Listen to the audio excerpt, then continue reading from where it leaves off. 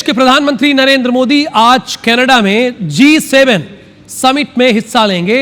इससे पहले साइप्रस में प्रधानमंत्री नरेंद्र मोदी ने रविवार को भारत साइप्रस सीईओ फोरम को संबोधित करते हुए भारत की अहम प्रगति, आर्थिक ताकत पर जोर दिया। नरेंद्र मोदी ने कहा कि साइप्रस भारत के लिए एक भरोसेमंद साझेदार रहा है। उसने देश में महत्वपूर्ण निवेश किया है।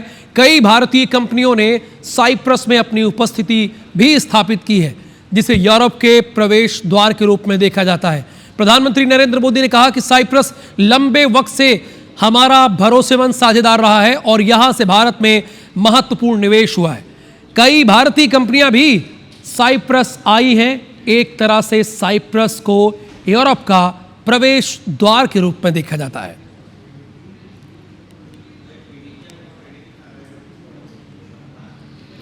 फ्रेंड, साइप्रस लंबे समय से हमारा विश्वसनीय पार्टनर रहा है, जिसका आप लोगों ने भी उल्लेख किया,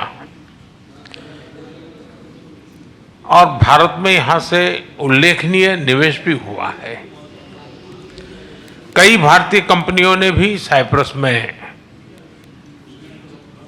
और एक प्रकार से साइप्रस को यूरोप का गेटवे के रूप में ही देखा है। आज आपसी व्यापार $150 मिलियन पहुंच गया है, लेकिन हमारे रिश्तों की वास्तविक क्षमता इससे बहुत अधिक है।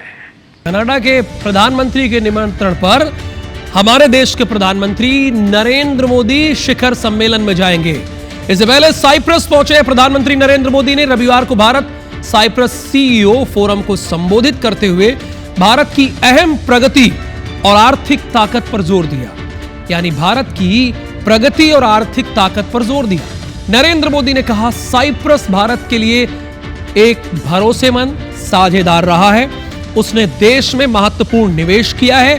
कई भारतीय कंपनियों ने साइप्रस में अपनी उपस्थिति भी स्थापित की, जिसे यूरोप के प्रवेश द्वार के रूप में देखा जाता है।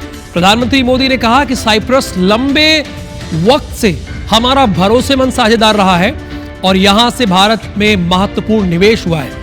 कई भारतीय कंपनियां भी साइप्रस आई हैं। एक तरह से साइप्रस को यूरोप के प्रवेश द्वार के रूप में देखा जाता है। आज आपसी व्यापार $150 मिलियन तक पहुंच गया है। कितने का?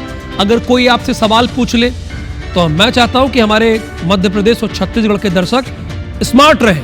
अगर कोई सवाल पूछे तो बोल दीजिएगा कि आपसी व्यापार जो है $150 मिलियन का है। किसके किसके बीच? भारत और साइप्रस के बीच।